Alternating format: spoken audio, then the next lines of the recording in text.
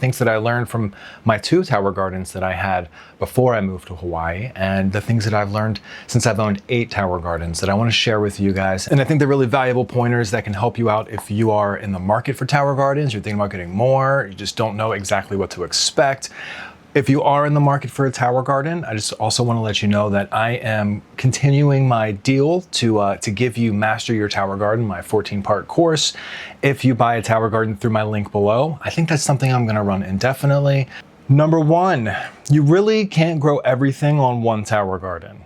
And let me explain exactly what I mean there. You can have a garden tower where you grow a bunch of different things on one tower, and you can definitely make it work. But the first thing you're going to have to look into is the pH of all the plants that you're growing, and make sure that your garden's pH is the same, because you can't have plants like blueberries or something that's going to be way on the acidic end and then try to grow like 95% of other plants, which are going to be right at 6.0 for a hydroponic garden.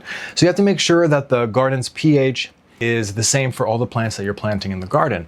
The other thing you really need to consider is this a plant that you're going to be eating a leaf from, or is this a plant that you're going to be growing a fruit from? Right?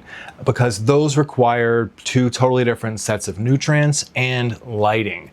So if you're trying to grow plants that always stay in the vegetative stage on the same tower as plants that go into a fruiting stage, you're going to run into a problem whenever you go into the fruiting stage and start taking nitrogen away from the vegetative plants and start giving them a lot more phosphorus and potassium and sulfur and these things that they need for fruiting, when they don't make fruit, they just stay in veg. So the trick there is to harvest all of your vegetative plants. This is the one thing that I've realized that you can do if you want to grow everything on the same tower. So you just harvest all your basil, harvest all your lettuce, harvest all your greens, pull everything off. When you flip to flowering, you can literally remove the entire plant if you'd like. And then you can just cover up the hole with one of these little 2-inch cloning cuffs. And if you harvest all your vegetative plants when your flowering plants are going into flowering, then you won't have the problem with that overlap, and you can focus all your energy, all your nutrients, and your lighting to what your flowering plants are going to need without having to worry about your vegetative plants getting funky. All right, so the second one, if you do decide to monocrop, I got 8 tower gardens this last time, so I monocropped almost all of them. And monocropping is just where you grow the same thing on one whole tower. If you do decide to do that, which I recommend, it's amazing, it's awesome, you're going to get so much food, you better really like what you're growing. We did a basil tower garden and you can't really even see the tower garden anymore. I did a tomato tower garden and it went absolutely just ham sandwich. It was crazy. Cucumbers, and we ended up with more than we could really eat. So we gave a lot away to our neighbors. We made a lot of pesto. We started getting as creative as we could, but that's one thing that I noticed having 8 tower gardens is, wow, you better really like what you're growing, because you're gonna have a lot of it.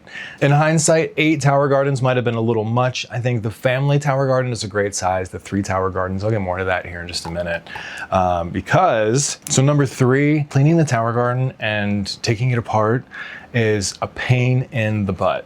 Honestly, when the big plants grow through and the roots have gone through and hold everything together, and you have to kind of like rip the whole thing apart and just rip the roots out, it becomes a whole process. Like your larger plants, you'll have to cut your plant out and then kind of work the roots out, take the whole thing apart after kind of trying to unscrew it through the middle. It can get really difficult. So think about that in the same way that you think about your soil gardens, having to turn over your soil gardens. You're gonna have to put some work in. It's not fun, it's not easy, but it's rewarding.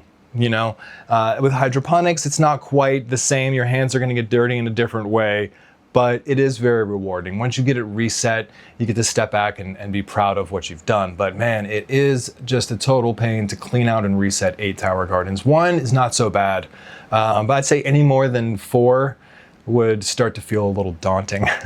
Number 4. Okay, so when I bought my 2 tower gardens years ago, I wish I'd known then just how modular they were.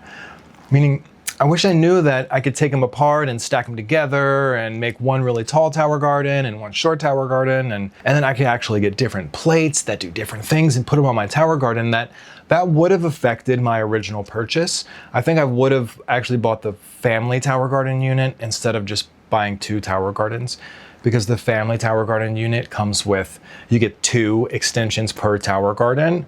So that already makes it way taller. Plus you get a cage, like a trellis unit. So you can get really creative with your family unit. You have a lot more functionality. You can do a lot more things. You can just keep adding to them, and you can make your tower garden more custom to what you need it to be. All right, next, number 5. What I've noticed here from my perspective, being the source of education as I began teaching people about tower gardens, is that they don't really, they make it seem easier than it actually is. They make it seem like you can just plant your seeds, set it up in your kitchen, and you'll have, you know, beautiful produce in no time. But there is a certain level of hydroponic knowledge that you do need if you want it to really grow like this. Which brings me to number 6. The lights that come with the tower gardens are really great for growing like your leafy greens, your lettuce, your cruciferous greens even, all your herbs, anything that you're gonna pick the leaf from and eat. Those tower garden lights are really great for that. But what they're really not great for are fruiting plants. So if you wanna grow cucumbers, tomatoes, eggplants, squash, zucchini, any of the stuff that grows a fruit, then you're just not gonna have the intensity, you're not gonna have the PPFD that you would require to grow those fruiting plants. And I don't think they make that really quite clear enough, especially with the price tag of those tower garden lights. And don't forget, I run through everything that you would need to do to set up your own lighting and do all of this yourself in Master Your Tower Garden, the course, which you can just go pick up at humblegrowthhydroponics.com. You have to scroll down through all of the free guides, and I have a link to Master Your Tower Garden there at the bottom. All right, I think I just lost my page. Oh, that was the last one. Okay. Well, I hope that was helpful. Make sure you go check out the school community, Master Your Tower Garden. If you're in the market for a tower garden, use that link below and I'll give you Master Your Tower Garden. Till the next video, let's grow together.